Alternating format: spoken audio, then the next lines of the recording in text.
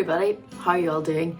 Feels like ages since we've been together. It feels like ages since Christmas, and we've been thinking a lot about Christmas and all our new starts and things that are coming into our lives in this new season for us as a church. But during January, often we can feel like we're in a bit of a dip. Things feel harder, they can feel tighter financially, our waistbands can feel a little bit tighter. And sometimes when we're feeling like that, it's hard to get ourselves motivated, it's hard to feel like we can have a bit of energy and get up and go, and how we deal with things. I was thinking about that a lot this week, and we can feel a little bit more vulnerable when we're just not right at our best, and those things that are lying under the surface that we know how to look after, the things we know we need, sometimes when we're feeling a bit low and a bit of a dip, we don't deal with them in the best ways. And this verse came to my mind. It's in Proverbs 4:23, and it says, "Guard your heart above all else, for it determines the course of your life." And it's probably a verse that you're familiar with if you've been in church for a while, and maybe you've never heard it before. Guard your heart above all else, for it determines the course of your life. That's Proverbs 4:23. So you can look that up later and spend some time with it yourself. When I was thinking about it, I was thinking, oh gosh, there's only 2 lines, but there's actually quite a lot in there. And the 2 main things that stuck out to me were, when we're thinking about the heart, what is the heart?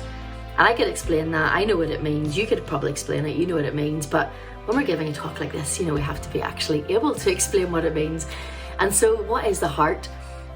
For me, it's the core, it's the essence, it's the being, it's the hidden vulnerability right inside us that maybe not everybody gets to see, maybe hardly anybody gets to see. It's the real you, it's what makes you tick, it's where your weaknesses are, where your strengths are, where those quiet hopes are that maybe you don't want to say out loud to people.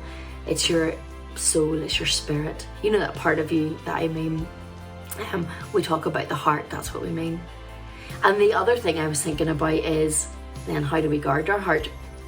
I've been watching a bit of The Hobbit, a bit of Lord of the Rings over the last few weeks, and obviously there's lots of battles and there's scenes with big statues guarding entrances and gateways, and things are being protected and all that, and you have that visual imagery of what guarding and protecting might mean. Maybe you think about the Queen's Guards, or the guys with the big furry hats and the red jackets, and maybe you're thinking about something else, but for me those are the sort of images I get of big sort of old-fashioned army guys in helmets and spears, and they're unmovable.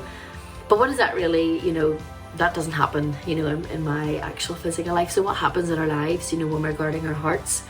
And when I was thinking about that, I suppose I was thinking, actually, before we know how we guard our heart, maybe we should think about why, and why we guard something. And usually we're guarding things, because it's precious to it, because it's precious to us, because we care about it, it's valuable, there's a worth that we see in it. And that might feel like a very obvious thing to say, but when it comes to our lives and our hearts, I suppose my observation a little bit is that that's not how we treat ourselves. We don't treat ourselves as valuable or as precious. We don't take care of ourselves. We don't take care of the heart. We make all the right decisions and the things that we think are the right things to do, and we weigh up the rights and the wrongs. But actually, when we guard something, we really are protecting it, because there is that worth that we feel, that we don't want anything to destroy it. We don't want anything to get near taking away. Because that verse says it determines the course of your life. So it's not just about making right choices, but it's about, actually at the core of it, we make right choices because it's right to protect the thing that needs protected. It's not necessarily about right and wrong, but it's about what brings life. And if our heart determines the course of our life, then what are we doing? What decisions are we making that are helping determine the course of our life in a positive and healthy and spiritual way, where our needs are being met and we're meeting the needs of those around us? And so for me, sometimes I like to think of an example of, of what that might mean. And I think about, so at the minute I think about plant. We can, if you plant something in the ground, say if you you can tell I don't plant much, you've made a new plant, you've planted a new plant in the soil, and you've made this space for it, you've went out and bought it, you've picked the right one, and you've planted it in. And so you want to make sure that it thrives. So when we want to make sure something thrives, we don't just protect it against threats. So we're at a plant, we're thinking about birds or insects, predators, things that might destroy it. But also when we've got a new plant, we want to think about what it needs to nurture, how we need to nurture it to thrive. And we give it plant food, good soil, we water it, we protect it from the sunlight if it needs that. You kind of get where I'm going with this. So for us, when it comes to think about our hearts, you know, it's not always about those decisions that about not doing bad things, or, you know, not doing the big awful things in our lives. But we have to think about, what does our heart need to thrive? What does our being need to actually grow and to bring life, so that the heart that is in us that directs our life can direct us along a path that is meaningful and fulfilling for us and life-giving for those of us, those people whose paths we cross. I think about when we value something, we get to know it. So maybe your child got a new toy at Christmas and you had to be the one to set it up. So in order to make it go, you had to find out how it worked and you had to read the instructions, or you maybe had to build something, or maybe you got a new piece of technology and it's something you've been reading about for ages, or you've a new hobby and you find out about it so that you can do it well. You know, that's how life works. We find out about something we want to do so that we can do it and so that it works. And so for our hearts, for our beings, we need to find out about ourselves. We need to get to know what is at the core of us. And that might mean then when we face ourselves, we might want to change some of that. We might want to grow beyond what we might see something in ourselves that we don't like, or that we feel isn't good to be there. So we might want to weed that out. We might want to remove that. We might want to work on changing that.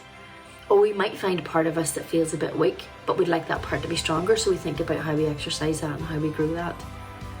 And so these are some of the things that I guess I've been thinking about this week when I think about, you know, guarding my heart above all else, because I want the path of my life to be positive. I want it to be fruitful. I wanted to go somewhere that, not so much that I'm proud of, but I wanted to go somewhere that is purposeful and where I want it to go. And if I want that to happen, then it's not just about making the far off choices, but it's about making the internal choices, so that when difficult times come, when it's Blue January or Blue Monday in January, when life feels like it's taking a bit of a dip, or I'm just really tired, or, you know, maybe things have been difficult in the external circumstances, that I know enough about how I work so that I can make choices that allow my heart to still thrive, that I can still give myself what I need.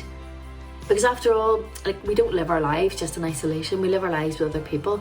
And so when we give ourselves what we need and we learn to care for ourselves, then we can learn to care for other people, and we can learn to look at the heart of that person and help that person figure out what they need and work with them to help get what they need. And then that person will do that for us, because that's what it means to live as family and as community.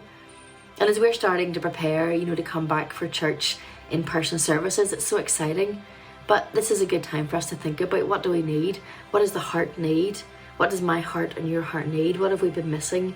And can we come together again to help meet those needs together? Can we come and connect again so that the life of our church has a path that we're going on together? I'd just like to recommend, you know, in sort of closing, that you maybe spend some time in Proverbs. I find it's a really great book. It's full of these just 2-line thoughts that you could spend an hour. I just went over really the headline points of what I've been thinking of. I could spend an hour chatting about this verse and discussing about what it means and the depth that it could go. So those are just the highlights. And I find that Proverbs is a book that is full of those short little verses that we could just spend so much time on. So if you're looking for some encouragement or for some challenge or for some depth and insight, then I'd encourage you to spend some time with the book of Proverbs. I think you'll find something really interesting in there. I always do. So thanks for listening, and I hope you find some of that encouraging, and do look back over the videos that we've recorded over these, 20 months or however we've not been able to be together. There's so much richness and truth been spoken in these videos, so we just can't wait to see you again. Take care.